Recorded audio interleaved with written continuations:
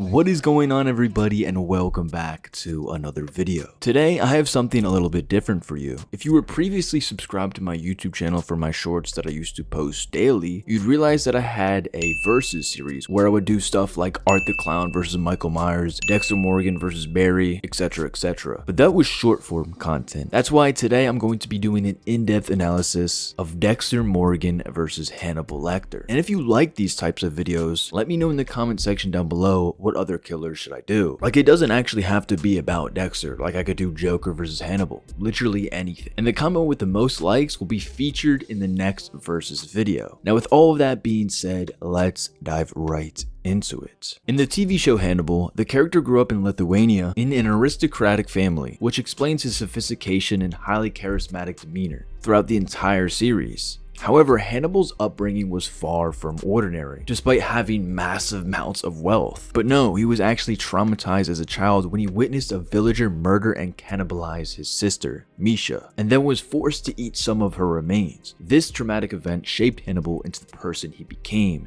setting him apart from society. Now, Dexter Morgan's background is quite similar in some ways, but also quite different. Dexter wasn't born into a wealthy family. He was basically born into crime, having both his mother and his father all caught up in drug-related crime. And at a young age, because of this crime, he witnessed his mother, Laura Moser, being brutally murdered with a chainsaw by drug lords. With both Dexter and Hannibal having traumatic and somewhat comparable upbringings, these two characters share similarities. However, their ritualistic methods of killing are distinct, and is exactly why we'll be discovering in this video who is the better serial killer. And with all that background being established, let's dive into the categories to determine who is better. And here's how this will work. We'll go through each category, awarding a win to either Hannibal or Dexter, and the character with the most wins will be the overall victor. Category number 1, combat. Now, as we all know, Dexter's highly skilled in martial arts, primarily in jiu-jitsu. He also has visible strength. I mean, his physique in the show is spectacular, and it basically demonstrates that he takes care of himself. However, strength alone isn't enough for combat. Jiu-jitsu basically allows Dexter to defeat opponents who are physically stronger than him.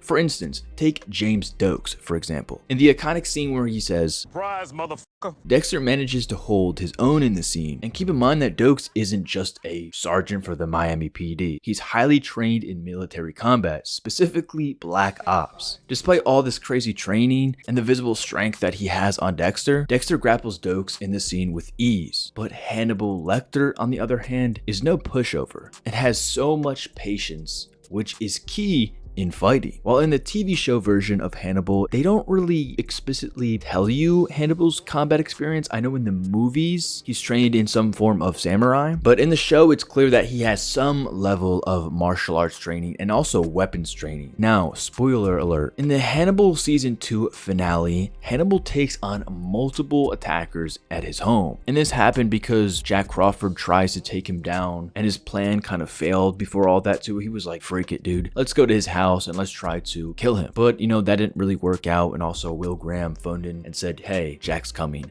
They know. Now, Jack Crawford is part of the FBI, and he also is no joke. And he's also visibly taller and stronger than Hannibal. I mean, the size comparison is absolutely crazy. And Hannibal wins. He showed off some of his weapon training. And after he fights off Jack Crawford, he then has to fight Dr. Bloom, then Will Graham. Keep in mind they have guns too. So he fights off people back to back to back. And in my opinion, I've never really seen Dexter do anything like that. And just from that scene alone in season 2, so I'd have to give the win to Hannibal Lecter in hand-to-hand combat. Category 2, intelligence and strategic planning. Now, Hannibal's IQ is estimated to be around 190 to 210, and Dexter's IQ sits at around 145 plus. It's definitely a little bit higher than that. And although IQ isn't the sole determinant in, strategic planning and not being able to be caught, but it kind of does provide some context. Now, both Hannibal Lecter and Dexter are very, and I mean very, meticulous in leaving no trace behind whatsoever. Both of them are very hard to trace, and I don't think they really leave any evidence behind. But then again, I think Hannibal leaves no evidence at all, like nothing, while as Dexter does leave some physically. I mean, I guess you can say, one thing that I can think of is season 6 at the end of Dexter, when Dexter leaves a blood slide of Travis Marshall and then Maria LaGuerta found it. But since they both have never been caught with hard proof, they both tie in that category. We're gonna have to go for the next big thing, and that's fitting in. Now, Dexter's social awkwardness and mannerisms make him very vulnerable. For instance, James Dokes again. Now, some people say that Dokes had this instinct for plot armor, or it's just a crazy coincidence, but Dokes always sensed that something was off about Dexter. He noticed Dexter's unusual enjoyment at crime scenes. You getting goddamn hard on there, Morgan? And his mismatched emotions in normal settings, that his emotions never really matched the emotions of people in the room. Morgan! What the f is wrong with you? I have someplace I have to be. Well, we all got someplace to be. But you just found out that somebody who's supposed to be your friend is gonna live. Does that make you feel anything? Anything at all? Take your fucking hand off me. Just what I always thought. Which basically kind of ruined his idea of fitting in and not getting caught, as a serial killer. Now, granted, yes, he's never been, proven or been caught just by being awkward, but we have to look at everything here, since they both have never been caught for actually having evidence. Yes, Hannibal Lecter got caught, but that's because he turned himself in. And Dexter might get caught at the end of Resurrection. Well, he probably will, because it's going in that direction, but Hannibal, by contrast, is extraordinarily charismatic. His charm basically allows him to seamlessly fit into society. And in the show, even professionals like Jack Crawford, the FBI director of behavioral science, and Dr. Alana Bloom, a psychiatrist, failed to recognize Hannibal as a killer, but only Will Graham, because he has a unique gift. So Hannibal wins 2-0. Category 3 is detecting the other, because this is a 1v1, right? And this is a what if they actually clashed, like Freddy versus Jason. Now, you might say, what do you mean detecting the other? Wouldn't they both know that they're serial killers? And no. That's the thing. But to avoid logistical details like Dexter being in Miami and Hannibal in Baltimore, let's just assume that they meet and they're aware of each other's existence, but not true identities. So Hannibal Lecter has this uncanny ability to detect killers. Literally these people just gravitate towards him. And he can also sniff out details, which is pretty impressive, yet very unsettling. And no, literally sniff out details. And then you guys are probably wondering, why in the world would Hannibal ever have Dexter as a client in therapy?